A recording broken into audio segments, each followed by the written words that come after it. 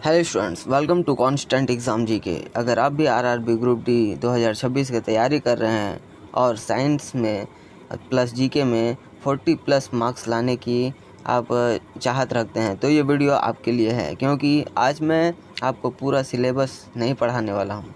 मैं आपको वो स्ट्रेटजी देने वाला हूँ जिससे कि आप कम पढ़कर 40 प्लस मार्क्स इस में ला सकते हैं और ज़्यादा स्कोर कर सकते हैं। ये वीडियो आप वीडियो को एंड तक ज़रूर देखिएगा। ये वीडियो आपकी सिलेक्शन डिसाइड कर सकता है। तो चलिए बिना टाइम वेस्ट किए बढ़ते हैं अपने स्ट्रैटेजी की ओर। देखिए, आरआरबी ग्रुप डी में साइंस और जीके के जो आपको मैं पोर्शन करवाने वाला हूँ, इसमें 50 से 60% तक क्वेश्चंस रिपीट होते हैं और सेम पैटर्न पे आते हैं। अब इसमें आप एक सच सुन लीजिए कि अगर आपने स्मार्ट तैयारी की तो बिना सिलेबस कंप्लीट किए ही आप इस टारगेट को अचीव कर सकते हैं, जो कि मैं आपको बता रहा हूँ। 40 प्लस मार्क्स आप इस टॉपिक में ज़रूर लाएंगे। और इसमें साइंस जो ग्रुप है, इसमें आप 20 से 22 मार्क्स ज़रूर कर सकते हैं और 15 से ज़्यादा मार्क्स आप जीके में ला सकते हैं। तो आप इसको ज़रूर अच्छे से स्ट्रैटेजी को समझिएगा। देखिए, साइंस स्ट्रैटेजी ये हाई स्कोरिंग सेक्शन होता है किसी भी आरआरबी ग्रुप डी एग्ज़ाम के लिए, जो कि साइंस ग्रुप में आता है। और इसमें आपको मैंने प्रायोरिटी टॉपिक्स दिए हैं जो कि फ़िज़िक्स से हैं। तो ये इम्पॉर्टेंट टॉपिक्स हैं आपके फ़िज़िक्स के लिए। और इसको कैसे पढ़ना है वो मैं आपको बता दूं। फार्मूला याद करना पड़ेगा, कॉन्सेप्ट को समझना पड़ेगा और प्रीवियस ईयर क्वेश्चंस को सॉल्व करना पड़ेगा। और मैं इन सभी को आपको एक ही वीडियो में लाऊंगा। सारे फार्मूलाज, कॉन्सेप्ट और प्रीवियस ईयर क्वेश्चंस एक ही वीडियो में रहेंगे जब मैं आपको हर एक टॉपिक पर क्वेश्चंस करवाऊंगा। तो फिज़िक्स में थ्योरी नहीं चलता है, आप हमेशा याद रखिएगा। फिज़िक्स थ्योरी नहीं, सिर्फ फार्मूला और कॉन्सेप्ट से चलेगा। तो ये काफ़ी इम्पॉर्टेंट टॉपिक्स हैं जिसमें कि आपको हर साल 2 से 3 क्वेश्चन मिलते ही हैं, इसलिए मैंने इसको प्रायोरिटी टॉपिक्स कहा है। लेकिन उन सारे टॉपिक्स को मैं करवाऊंगा जो कि फ़िज़िक्स में आते हैं। आप समझिए केमिस्ट्री को किस तरह पढ़ना है। देखिए, इसके भी मैंने इम्पॉर्टेंट टॉपिक्स दिए हैं केमिस्ट्री से रिलेटेड। ये भी काफ़ी इम्पॉर्टेंट है, यहाँ से भी आपको ज़्यादा से ज़्यादा क्वेश्चंस देखने को मिलते हैं। और इसमें आपको डेफिनीशन, एग्ज़ाम्पल, देखिए इसमें डेफिनीशंस, एग्ज़ाम्पल्स और प्रीवियस ईयर क्वेश्चंस ये बहुत ही इम्पॉर्टेंट होंगे। तो इसको मैं ज़रूर करवाऊँगा, आप इनको अच्छे से करिएगा। हर एक जब भी मैं वीडियो आपके लिए लाऊंगा तो इसमें आपको ये सारे चीज़ मिलेंगे, डेफिनेशंस, एग्जांपल और प्रीवियस ईयर क्वेश्चंस। और हर चैप्टर से 2 से 3 कॉन्सेप्ट भी रिपीट होते हैं, आपको मालूम होना चाहिए। देखिए, बायोलॉजी को किस तरह से पढ़ना है, इसके लिए भी फोकस टॉपिक्स मैंने आपको दिए हैं, ये काफ़ी इम्पॉर्टेंट हैं। और इसमें बायोलॉजी ये सबसे ज़्यादा क्वेश्चन देने वाला सब्जेक्ट है। तो बायोलॉजी से आपको साइंस सेक्शन में ज़्यादा से ज़्यादा क्वेश्चंस देखने को मिलते हैं। और देखिए इसको किस तरह पढ़ना है, NCERT लाइन बाय लाइन इसको में पढ़ना पड़ता है। मैं आपको जब क्वेश्चंस करवाऊंगा तो NCERT से रिलेटेड सारे क्वेश्चंस भी ऐड करूंगा। और इसमें आपको सबसे मेन बात यह है कि जब आप डायग्राम से पढ़ते हैं और फैक्ट्स के साथ पढ़ते हैं तो बायोलॉजी आपको अच्छा से समझ में आता है। और मैं कोशिश करूँगा जब भी मैं वीडियो बनाऊँगा तो आपको डायग्राम से भी समझाने की कोशिश करूँगा।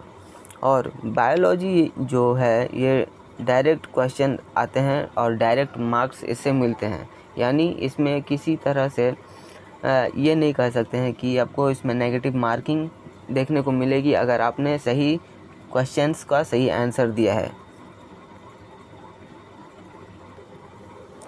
अब आप ये समझिए कि मैं ये स्ट्रैटेजी आपको क्यों दे रहा हूँ। देखिए, आपको मैं ये स्ट्रैटेजी इसलिए दे रहा हूँ कि मैं इसके हिसाब से तो आपको पढ़ाऊँगा ही, लेकिन आपको खुद से ही इन सारे स्ट्रैटेजी को फॉलो करके पढ़ना पड़ेगा। देखिए, जैसे कि मैंने आपको साइंस का मास्टर प्लान जो कि 90% रेडी होगा, ये मैंने आपको समझाया है। डेली प्लान क्या होगा आपका, एक चैप्टर फिजिक्स, एक चैप्टर बायोलॉजी और 20 प्रीवियस ईयर क्वेश्चंस आपको खुद से करने हैं, और इसमें आप 2 से 3 घंटे डेली दीजिएगा, और ड्यूरेशन 15 से 20 दिन का होगा, जो कि साइंस को स्ट्रॉन्ग करने का ये बहुत ही बेस्ट प्लान है। और अगर आपने इसको कर लिया तो आप खुद से जो प्रैक्टिस कर रहे हैं और जो मैं वीडियो से आपको करवा रहा हूँ, उससे जो वीडियो से मैं आपको करवाऊँगा उससे आपका कॉन्सेप्ट रेडी होगा, और concept plus previous year questions ready होंगे। और उसके साथ ही जब आप खुद से भी प्रिपेयर करेंगे तो 90% मार्क्स लाना आपके लिए आसान हो जाएगा, और साइंस और जीके मिलाकर आप 40+ मार्क्स कर सकते हैं, जो कि बहुत ही एक अच्छा माना जाएगा। आपको अपने रेलवे के एग्ज़ाम में 90+ मार्क्स लाने के लिए भी हेल्प करेगा। अब आते हैं जीके प्लस करंट अफेयर्स के स्ट्रैटेजी पर। देखिए, यहीं पे सबसे ज़्यादा स्टूडेंट्स फेल होते हैं अगर जीके की बात करें, क्योंकि जीके स्मार्ट स्ट्रैटेजी मैं आपको दे रहा हूँ और इसको आप अच्छे से नहीं पढ़ते हैं।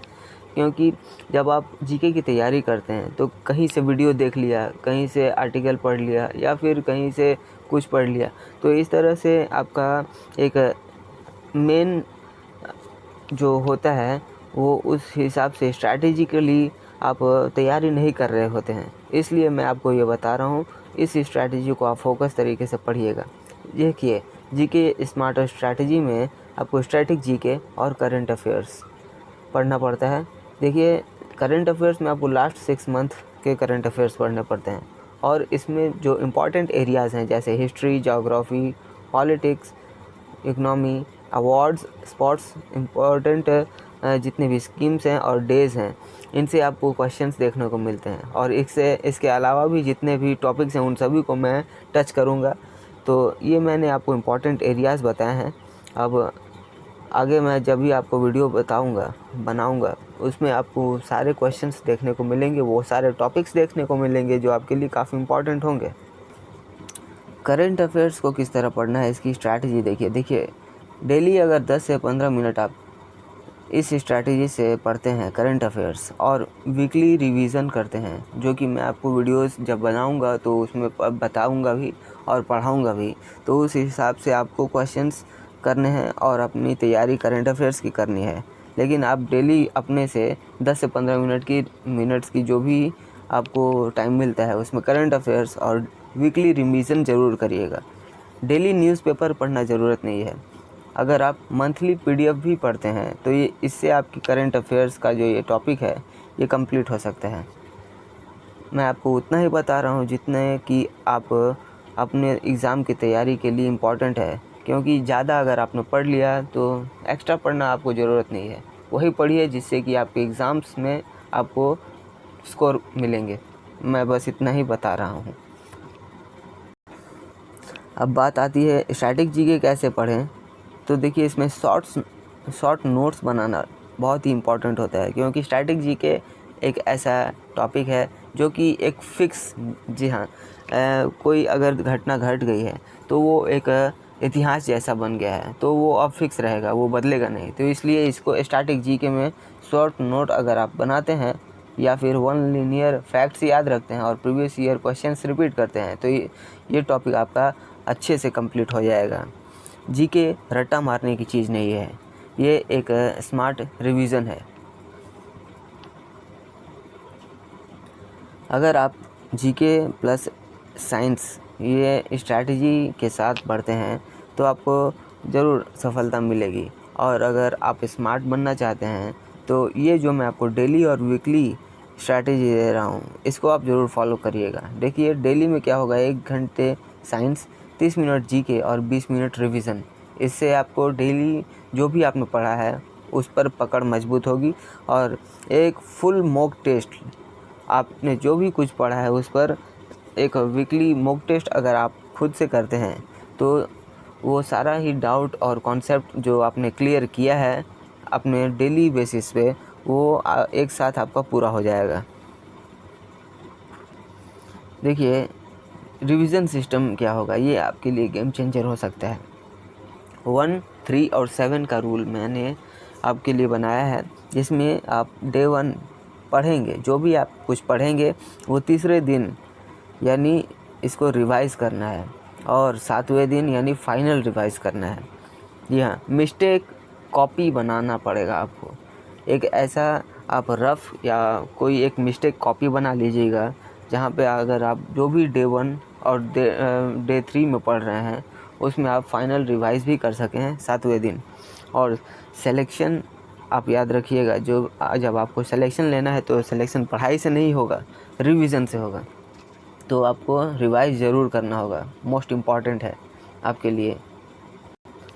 मैं आपको मॉक टेस्ट का भी स्ट्रैटेजी देता चलूँ, क्योंकि बहुत ऐसे स्टूडेंट्स हैं जो अपना मॉक टेस्ट तो ले लेते हैं किसी भी वेबसाइट या फिर कोई भी अपने जो कॉपी किताब मिलते हैं बाहरी, जो कि रेलवे से रिलेटेड होते हैं, उनसे आप मॉक टेस्ट तो ज़रूर कर लेते हैं, लेकिन इसको कब देना है, कैसे देना है और क्या करना है होगा इससे, ताकि आपका जो भी पढ़ा हुआ है वो रिवाइज़ हुआ है या फिर आप कितने पानी में हैं पढ़कर, तो ये आपको मॉक टेस्ट ही बताता है। तो मॉक टेस्ट की स्ट्रैटेजी देखिए, ये आपको 10 दिन बाद देना है। जो भी आपने कुछ पढ़ा है तो उस टॉपिक से रिलेटेड जब आप मॉक टेस्ट दे रहे हैं तो 10 दिन बाद दीजिएगा।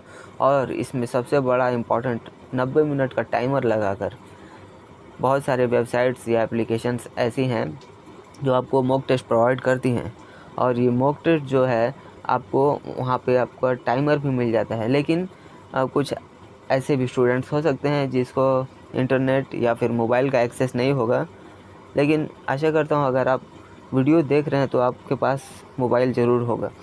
लेकिन अगर नहीं भी है तो आप जो आरआरबी ग्रुप डी से रिलेटेड जो किताबें निकलती हैं, जो कि प्रीवियस ईयर क्वेश्चंस और मॉक टेस्ट वाली होती हैं, उसको भी आप ख़रीद सकते हैं, और उससे आप 90 मिनट का टाइमर लगाकर उन सारे मॉक टेस्ट को भी करिएगा जब भी आप उस टॉपिक से रिलेटेड सारे कॉन्सेप्ट और डाउट्स क्लियर कर चुके होंगे। तो देखिए, जब आप मॉक टेस्ट दे देते हैं तो आपको क्या करना है, एनालिसिस इम्पॉर्टेंट है आपके लिए, ये बहुत ही इम्पॉर्टेंट है, क्योंकि जब आप मॉक टेस्ट करते हैं एनालिसिस करना आपके लिए काफ़ी ज़रूरी है, जिससे कि ये आप चेक कर सकते हैं कि आप किस टॉपिक पर वीक हैं और कहाँ आप गलती कर रहे हैं। कॉमन मिस्टेक्स क्या करते हैं स्टूडेंट्स, तो देखिए, सिलेबस पूरा कवर करने के चक्कर में कुछ भी स्ट्रांग नहीं होता है। तो मैंने आपको स्टार्टिंग में ही बताया है, पूरा पढ़ने की ज़रूरत नहीं है, बस वही पढ़िए जिससे कि आपका सिलेक्शन पक्का हो। तो आप पूरा सिलेबस कंप्लीट करने के चक्कर में मत रहिएगा, जो भी पढ़िएगा स्ट्रांग पढ़िएगा, मजबूत। जी हाँ, और प्रीवियस ईयर क्वेश्चंस को इग्नोर मत करिएगा, ये बहुत ही इंपॉर्टेंट है, आपको करना ही पड़ेगा previous year questions. Revision skip मत करिएगा, जो कि मैंने आपको इस स्ट्रैटेजी वीडियो में बताया भी है। सिर्फ वीडियो देखना भी ज़रूरत नहीं है। अगर आप मेरी वीडियो या फिर किसी की भी वीडियो देखते हैं तो वीडियो देखकर आपकी सिलेक्शन नहीं होगी, वीडियो देखकर आपको उसको फॉलो भी करना होगा। और कंटेंट जो है, कंटेंट से आपका सिलेक्शन नहीं होता है, एग्जीक्यूशन से होता है। जब तक आप एग्जीक्यूट नहीं करेंगे उन सारे स्ट्रैटेजीज़, या फिर मेरी स्ट्रैटेजी हो या फिर और किसी की भी, आप उसको जब तक एग्जीक्यूशन नहीं करेंगे आपका सिलेक्शन नहीं होगा। तो इसके लिए आपको उन सारे चीज़ को फॉलो करना होगा, उन सारी बातों को, जो कि आपको एग्ज़ाम की तैयारी को बूस्ट करने में हेल्प करेंगी। अगर आप सच में सिलेक्शन चाहते हैं तो ये मत सोचिए कि सिलेबस कितना बड़ा है, ये सोचिए कि आपने रोज़ कितना पूरा किया है अपना सिलेबस। डेली कंसिस्टेंटली पढ़िए, तो इसका रिज़ल्ट आपका सिलेक्शन ही होगा। अगर आपको स्ट्रैटेजी और डेली प्रैक्टिस भी चाहिए तो चैनल को अभी सब्सक्राइब कर लीजिए, और मैं आपको उन सारे टॉपिक्स को करवाने वाला हूँ अपने इस चैनल पर, जो कि आपके आरआरबी ग्रुप डी एग्ज़ाम्स के लिए इम्पॉर्टेंट होंगे, और वहाँ से आपके क्वेश्चंस बनेंगे ही, क्योंकि यहीं से आपका सिलेक्शन शुरू होता है। तो चलिए मिलते हैं नेक्स्ट वीडियो में। आपके पहले टॉपिक्स से मैं स्टार्ट करूँगा। तब तक के लिए कीप वॉचिंग, कीप प्रिपेयरिंग।